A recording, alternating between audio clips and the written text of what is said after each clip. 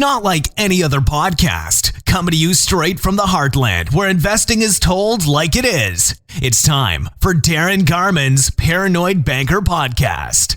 Hold on, because here comes the next episode of the Paranoid Banker Podcast. Well, hey everybody, Darin Garman. Welcome to this week's podcast where I'm talking to today the older folks, the older investors, the old men, the old ladies. Yep, I'm talking to you. And I've got something that we need to discuss and get serious about. And by the way, don't get too offended. I mean, when I say old, I mean it's all relative. And I mean, I will be 52 here in about a month. And so whether you're in your mid 40s, mid 50s, 60s, 70s, 80s, doesn't really matter. We are all definitely older than what we used to be. And I won't get into how fast the time goes, and every year it goes by faster and all of that. That's probably a metaphysical podcast to participate in. But I want to direct my attention, my efforts today towards you. And when I'm talking to you today about some important things you need to be thinking of, I'm including me in this conversation we're going to be having too. So I want you to step into the conversation with me now and understand that this includes me too. So I'm not telling you what I think you should do and not know or have an idea of what it is in terms of perspective, right? Because I've got the perspective. And no, I don't have the perspective of a 93-year-old person, but I've got the perspective of someone that is now more than likely on the last half of their life, knowing the things that I know now and some things that we need to discuss and have a serious discussion about. And the good news is this isn't going to take very long. So I'm not going to be pontificating for an hour about all of the things you need to do, whether it's a bucket list you need to put together, or whether it's getting through your bucket list, or whether it's getting your estate planning done. I mean, you guys know all of the end of life crap that you deal with, right? And that most of you have dealt with, and some of you probably still are from time to time. You know, everything from estate planning to insurance to life insurance to if there's a trust involved. I mean, I could go on and on. But the interesting thing is the things that we plan and that we talk about and the discussions that we have now at this point in our lives, you know, versus when we were in our, 20s and 30s and even our early 40s. So it's not going to be about here's what you need to do, or here are the 5 things you need to do, and to make it through probate or have your estate planning in perfect shape. So that's not what this is about. But it is about making decisions, and whether you like it or not, because of your age, you're going to have to make decisions faster. That's just the way it is, because we don't have time to sit around and contemplate and think and meditate. Now, don't get me wrong. Of course, there are some things you're going to want to take your time on. There are some things you're going to want to weigh. I'm not saying that you need to make a decision within split seconds. But on the other hand, you know what I'm talking about here. The time is a ticking away. And us as investors, especially as investors, we are obligated now to ourselves to make faster decisions, quicker decisions, okay? And that's not to say that we do this carelessly. That's not to say that we do this without doing any real thinking or research. You get my point. We just have to do it. And so when it comes down to your investing and where it is that you need to be thinking about as I was talking with one of my investment partners actually this morning, actually trading emails with him, about moving money around. Where should you be moving money around knowing how much time you really got left, right? And really, the translation of that, if you really think about it, for most of us, is where can we move our money to get the best overall financial result?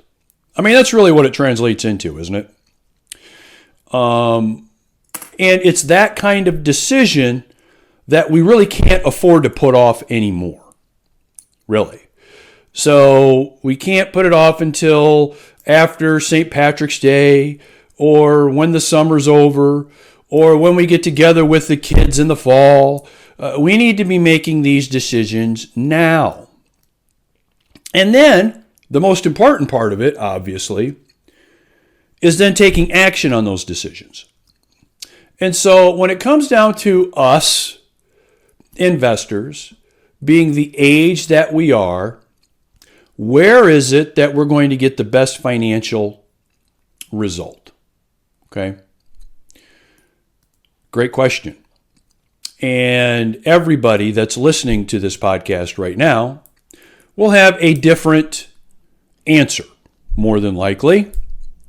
Everyone will have a different answer based on what kind of returns they expect, what their risk tolerance is, when they believe they may want to be more liquid and have a lot of liquidity versus not having a lot of liquidity.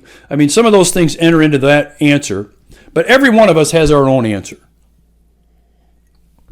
And so I want to help you think about that a little bit, and I want to give you my answer to it.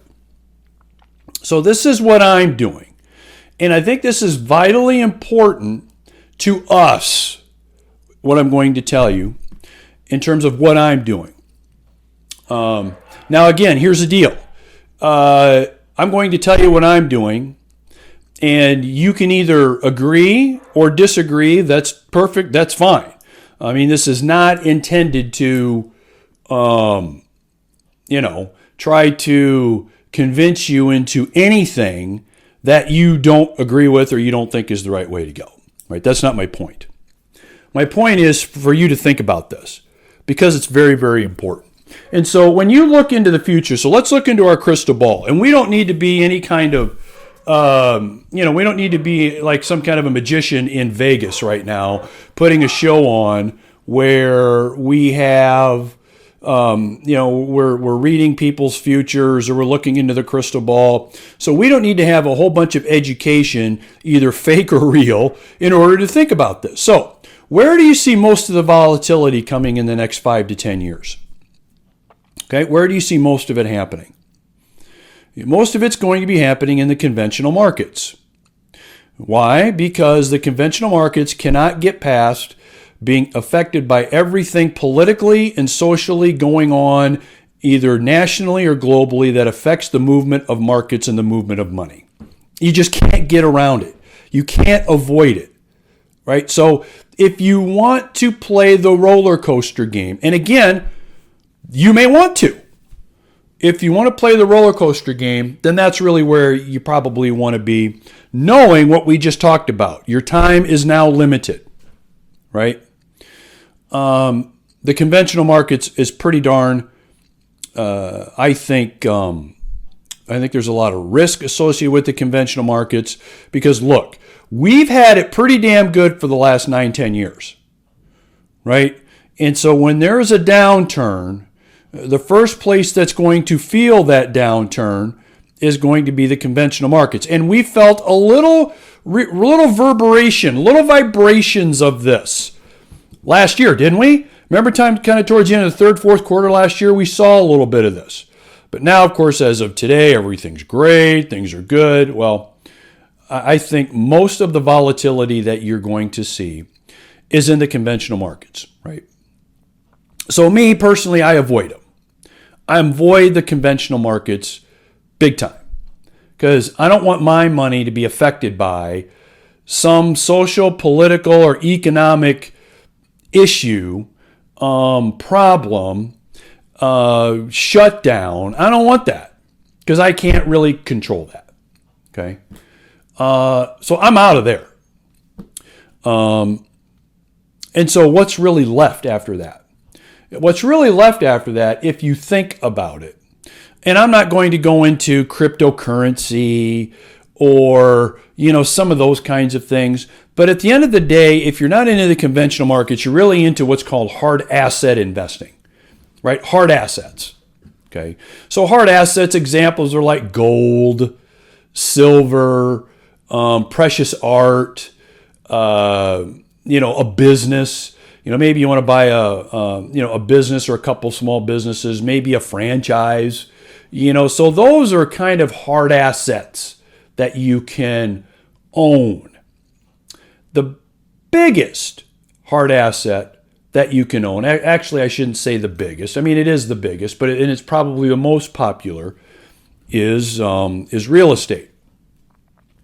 So if I'm not going to double down at my age with the amount of time that I really have left to make a damn difference in my financial picture, if I'm not going to pick the conventional markets, and I'm not going to go into some kind of a wild, risky direction right now, like, say, cryptocurrency or anything related to that, I'm really down to hard assets. And if you really want to boil it down to the top three, it's really the top two. It would really be real estate and gold. I mean, that's pretty much it, right? I mean, we could talk about others, but real estate and gold is really the top two hard assets. So then my thought process is, which one of those assets, again, has the least likelihood over the coming years, the most important investment years of my life, which one of these has the least chance at being the least, which one is the least volatile of the two? That's what I'm wondering, right? Which ones? Which one is it? It's obviously real estate. Okay, now let's back up for a second. Is real estate immune from any problems or issues? The answer is no. We know this because of what happened in 2007, 2008, and 2009, right? We know this to be the case. So, what kinds of real estate during that time survived and came out smelling like a rose? Which ones do you think? That's right, multifamily and apartments did. So I get this question from investors all the time. The question is, hey, back in like 2008, how was the apartment market where you are? What happened? Were there a bunch of properties in foreclosure? Were there a bunch of repossessions? Were there a bunch of empty buildings? The answer is no. As a matter of fact, I don't even remember one. We picked up, during that period of time, which was 2010, we picked up about 74 units from a credit union. Not because of what was going on in the economy, but because the owner was sent to jail. Long story for another time. I can tell you that story. It's an interesting one, but that's another story for another time. So we picked it up because the owner was sent to jail and the credit union got these back as a result of that. But we didn't buy any bank repos, credit union repos, financial fallout, multifamily properties in arguably one of the most volatile commercial real estate and real estate markets we've seen. Multifamily, at least here in the heartland anyway, was pretty much untouched. Okay? Pretty much untouched. So when I have something that's a hard asset, when I have something that's already passed that litmus test, it's no surprise that I'm telling you where I'm going and what I'm doing. And that is, I'm going all in on apartments, on apartment communities and owning them. and owning strategically, emphasize the word strategically, owning as many as I possibly can. Okay? Knowing everything that I know now and looking into that proverbial crystal ball that's out there. But here's the other thing that really hammers this home for me. And I've actually put a presentation together to share with you. And I'll give you an idea on how you can get to that presentation when I'm done here. And you can take a look for yourself. Because I take a really deep dive into why I feel this way, other than what I'm talking about just in general here on this podcast. And I'll share that information with you on how you can get it here when we're done. But think about where the demand for housing is going to be in the coming 5 to 10 years. Where do you think it's going to be? It's going to be for multifamily apartments, right? For a long list of reasons. There will be more and more people wanting to and needing to rent and preferring to rent. And it'll even start to skew on the older age tenant. Okay? I'm not just talking, kids in their late teens, early 20s, mid 20s, just kind of out of college or out of school looking for a place to live until they buy a house. By the way, that is gone. That is gone. The days of that being the normal process, the normal steps people take are gone. So look, and don't get me wrong, are there people that do this? Hell yes. Does this happen? Hell yes. So in no way am I saying it doesn't happen at all anymore, but compared to what it used to be like, the American dream is gone. Okay? And every line of people wanting to have and need a place to live is going to be multifamily communities and apartment communities. That's just the way it's going to be. And so knowing everything that I've just said about conventional markets, hard assets, looking at least a little more critically at hard assets, where am I going all in? And it's apartment communities. But let me get back, kind of come full circle to why I'm going all in. For all of the reasons I just mentioned, but I'm 51 years old, man. I don't have much more time. I mean, look, I've, over the years, I've had some really nice investment wins. I've had some investment losses. Like you've probably had some really good investments you've been involved in, and you've probably had some stinkers where you lost some money too. Okay? So it doesn't really matter where you are financially or how much your net worth is right now. If you've got a net worth of $1 million or $50 million, it doesn't really matter, because in your world, you more than likely have ground to make up. More than likely, be honest with yourself here. You have ground to make up.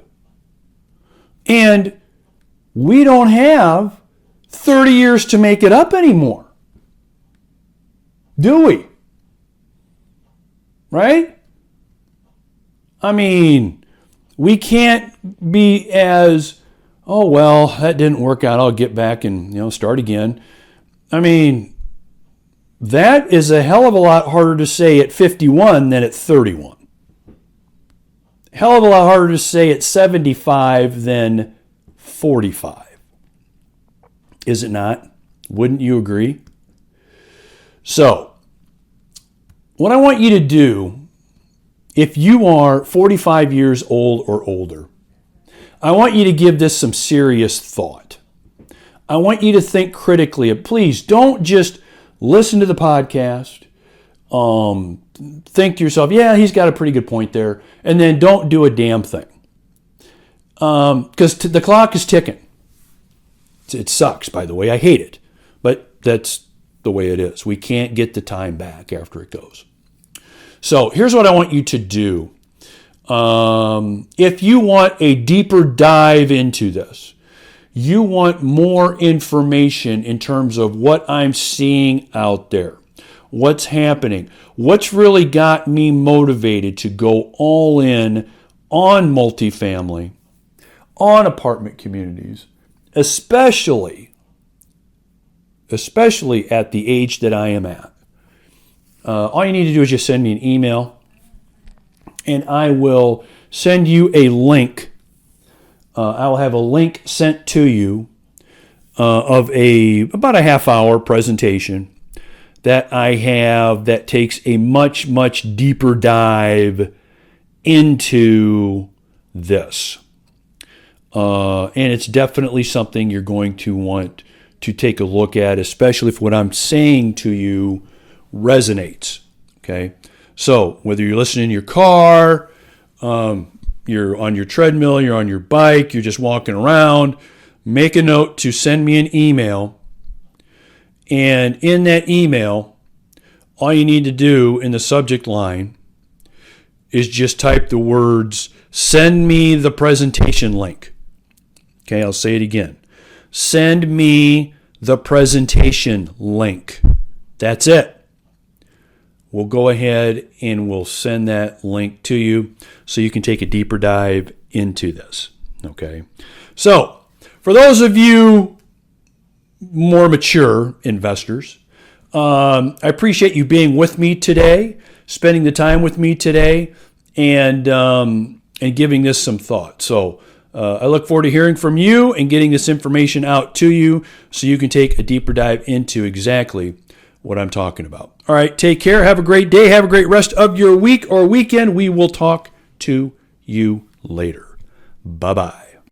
Thanks for joining Darin Garman's Paranoid Banker Podcast. For investment questions, comments, or to get in touch with Darin, go to www.garmanblog.com.